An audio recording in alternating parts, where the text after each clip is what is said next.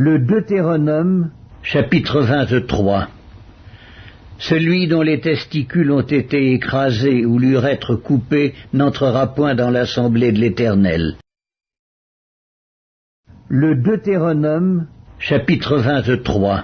Celui qui est issu d'une union illicite n'entrera point dans l'assemblée de l'Éternel, même sa 10e génération n'entrera point dans l'assemblée de l'Éternel.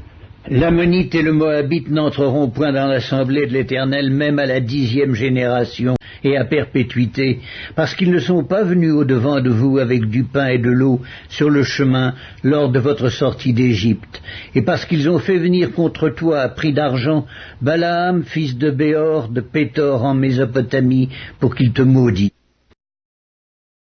Mais l'Éternel ton Dieu n'a point voulu écouter Balaam, et l'Éternel ton Dieu a changé pour toi la malédiction en bénédiction, parce que tu es aimé de l'Éternel ton Dieu. Tu n'auras souci ni de leur prospérité, ni de leur bien-être, tant que tu vivras à perpétuité. Tu n'auras point en abomination l'Édomite, car il est ton frère. Tu n'auras point en abomination l'Égyptien, car tu as été étranger dans son pays. Les fils qui leur naîtront à la 3e génération entreront dans l'assemblée de l'Éternel. Lorsque tu camperas contre tes ennemis, garde-toi de toute chose mauvaise. S'il y a chez toi un homme qui ne soit pas pur, par suite d'un accident nocturne, il sortira du camp et n'entrera point dans le camp. Sur le soir, il se lavera dans l'eau et après le coucher du soleil, il pourra rentrer au camp. Tu auras un lieu hors du camp et c'est là dehors que tu iras. Tu auras parmi ton bagage un instrument dont tu te serviras pour faire un creux et recouvrir tes excréments quand tu voudras aller dehors. Car l'Éternel ton Dieu marche au milieu de ton camp pour te protéger et pour livrer tes ennemis devant toi. Ton camp devra donc être saint, afin que l'Éternel ne voie chez toi rien d'impur et qu'il ne se détourne point de toi. Tu ne livreras point à son maître un esclave qui se réfugiera chez toi après d'avoir quitté.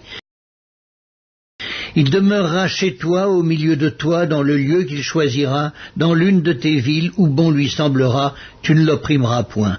Il n'y aura aucune prostituée parmi les filles d'Israël, et il n'y aura aucun prostitué parmi les fils d'Israël.